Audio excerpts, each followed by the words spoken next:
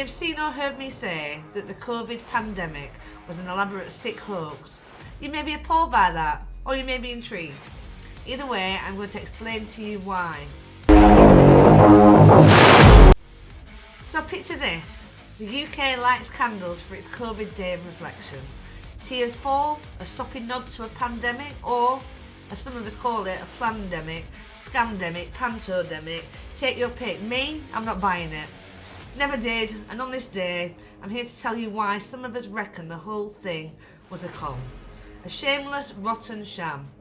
Not raging at some virus, but at the cover-ups, the lies, the lives they trashed and buried. Vaccine deaths, lockdown suicides, folk coerced until they lost everything. Let's rip the fairy tale apart and face the real mess they made. Have you ever heard of Event 201? Back on October the 18th, 2019, Johns Hopkins, the Bill and Melinda Gates crew, and a bunch of global bigwigs ran a drill in New York. A coronavirus scare, fear, control, jabs, all queued up like clockwork. Then BAM! December hits. Wuhan kicks off. Fear spreads. Italy, the UK, everywhere. Boris Johnson swears it's 2 weeks to flatten the curve. 2 weeks? Try years. By 2021, the British medical journals tearing their infection models apart. Absolute pure rubbish. Masks flipped from pointless to mandatory. Flu deaths, normally up to 20,000 a year in the UK, and they plummet to 795. Just 795. That's from the National Statistics, or the Office for National Statistics. You tell me, does that smell right? Now let's hit the big one. The vaccine slaughter. Coercion was everywhere.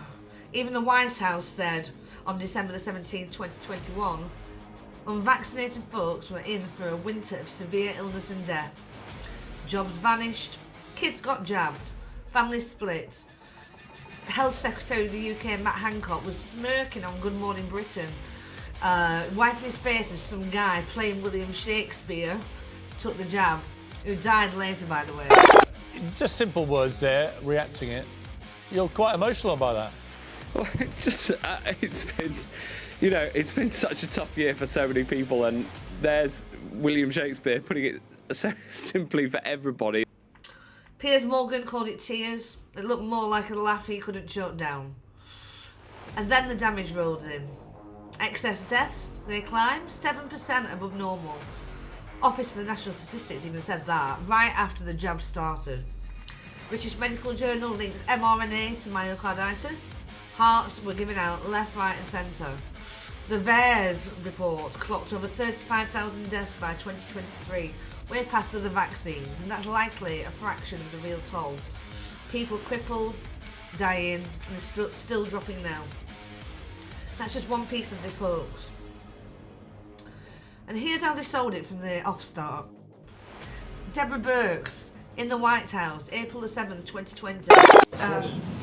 Can you talk about your concerns about deaths being misreported by coronavirus because of either testing or standards for how they're characterized? So I think in this country, we've taken a very liberal approach to mortality. And I think the reporting here has been pretty straightforward over the last 5 to 6 weeks. Prior to that, when there wasn't testing in January and February, that's a very different situation and unknown. There are other countries that if you had a pre-existing condition, and let's say the virus caused you to go to the ICU and then have a heart or kidney problem, some countries are recording that as a heart issue or a kidney issue and not a COVID-19 death. Right now, we're still recording it, and the great thing about having forms that come in and a form that has the ability to mark it as COVID-19 infection, the intent is right now that if someone dies with COVID-19, we are counting that as a COVID-19 death. Die with a positive test, as dodgy as it was, well, it's COVID. No debate. Car crash, cancer, fell off a ladder, COVID. By March 9, 2021, Parliament's told any death within 28 days of a test counts. And get this, survival rate 99.8%, even with those fake tests pumping the numbers. The average age of a COVID death? Well, it was higher than normal life expectancy, over 80. And that's from the ONS too. Virus or no virus, lab leak or pure fiction, they built a panic on grannies dying of old age while slapping COVID on the certificate. Tests were a joke from day one. The inventor of the PCR test, Kerry Mullis, could have told you. Make a whole lot of something out of something. That's what Also, it is. But it's not. It doesn't tell you that you're sick, and it doesn't tell you that the thing you ended up with really was going to hurt you or anything like that. That's what it's not. Oh wait, he died August 2019, right before the curtain went up on this charade. Matt Hancock fumbled on Sky News when dodging questions about the PCR false positives. Sage even said 4% in quiet time, enough to juice the numbers when no one's sick. Grant Shapps admitted on the ITV that the lateral flow test missed half of the cases they're meant to catch. There has been a campaign via, I think, the Daily Telegraph newspaper, where the former Prime Minister, even the former Prime Minister, said that you should improve testing at airports, or indeed put testing in at airports, and we don't. Why not? The challenge is that the false positive rate is very high, so only 7% of tests will be successful in identifying those that have them. 7% of tests will be successful in identifying those that actually have the virus.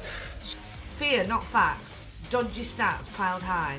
See why some of us clocked it straight off? Then there's a Matt Hancock WhatsApp leaks. 100,000 texts, allegedly, dropped in March 2023. Isabel Oakeshott, his co-author turned snitch, handed them over to the Telegraph. A limited hangout, if you ask me. Fake panic, PPE scandal chatter, but none of the dark stuff we need to see. One of the gems I plucked from that was Matt Hancock and his aide Damon Poole plotting when to deploy the Kent variant. His words were to frighten the pants off everyone. That was before tougher rules hit. The next day, he announced the tougher rules. 5 days later, Christmas bubbles scrapped. Christmas bubbles, I mean, come on. April 2020. The state ordered 9.9 million milligrams of Midazolam, which is a death row sedative. Care homes racked up 40,000 plus excess deaths around that time. Way over normal, the ONS tells us again. They call it palliative care, others call him Midazolam Matt. Texts dodge that, and the vaccine mess. Policy's the killer here, not some plague. What else are they hiding? Let's look at lockdowns. March 2020 is when they shoved them in. Fines if you step out or open your shop to keep your family fed. Furlough, blackmail, kept most comfy. Netflix, onesies, Just Eat, propping up the scamdemic. Meanwhile, the elite party at Downing Street, 126 fines from the Met Police. They knew it was safe or they'd have stayed at home. I've just seen reports on Twitter that there was a Downing Street Christmas party on Friday night. Do you recognise those reports? I went home. Hold on.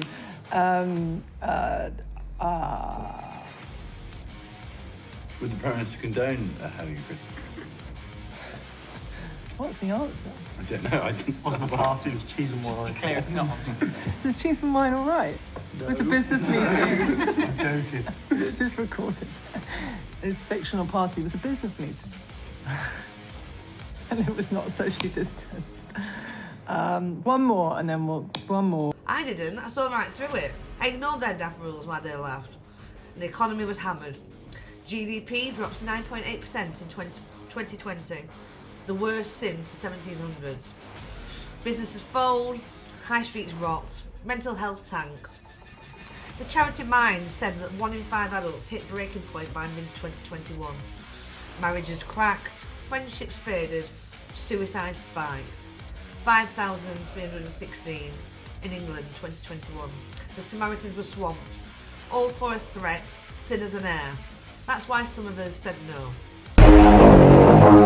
Raised a peep and rang the alarm bells like I did. It was Smear City, the media branded as COVID idiots, anti-vaxxers, and the government hired the 77th Brigade, which is the army cyber units, and they hunted dissent online.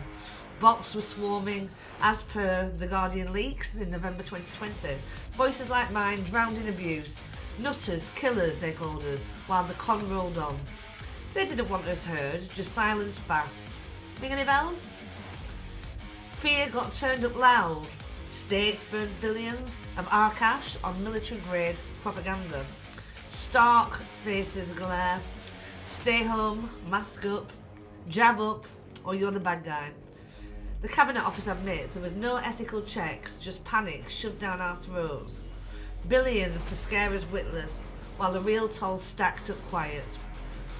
Why push that hard? The labels? Anti-vaxxer, spare me. I'm not scared of needles. Just not keen on murky jabs for a crumbling hoax. Anti-masker? No, I'm not anti-mask. I just won't slap plastic waste on my face for nothing. Where was Greta when masks clogged the streets? Funny how the eco-warriors zipped it. A mate once told me he stumbled into an anti-mask protest in London. He couldn't believe they looked normal. Well, yeah, we weren't loons, we were just fed up, asking why we should swallow a con that didn't add up. And we still are. Media fan the flames, BBC drones on, death counts, hospital horrors, 2020 to 2021 were relentless. Piers Morgan spins Hancock smirk as tears, newspapers pump stay home, save lives, gulping shaky stats. They skip the 40,000 plus care home deaths. The jab toll, just keep fear roaring. Mouthpieces, not truth tellers. See how they kept it alive? The real gut punch with people dying alone. April the 14th, 2020. The rules locked families out of care homes. At the same time, the Midazolam floods in. Those 40,000 plus deaths pile up. Doors shut, loved ones bang windows or get phone goodbyes. Hospitals, hospices too. Strict rules for folks already on their way out. Disgraceful, no hand to hold, all in the name of safety. Why, if it was legit? The NHS, our golden goose. Protect it, they said, but they're cancelling operations. 4.6 million waitlisted by July 2021.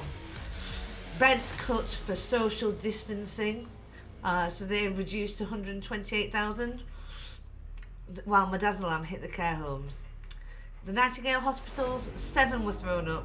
Remember them, the Nightingale hospitals? 7 at 220 million quid, barely used, and some didn't even get built with toilet facilities. A sham, not a fix. Protect the NHS, they said. Does that sound hollow yet? So, this COVID day reflection, absolute rubbish. They can shove their fairy tale where the sun don't shine. It was a fraud. Event 201 was rigged game. Flu vanishing, fake tests, hyping a 99.8% survival rate, deaths skewed. Anyway, Midazolam killing quiet, lockdown smashing us, propaganda scaring us stiff. NHS lies propped it, media fanned it, dissent got smeared, families wept apart. Vaccine slaughter is just one chunk. Lives wrecked, deaths swept under. You think this is harsh? Dig past the lies, the jab damage, Midazolam filth. That's why some of us see it square. This day is not for their fake news, it's for the broken, the crippled, the gone. Look at it, really look, and see the con for what it is.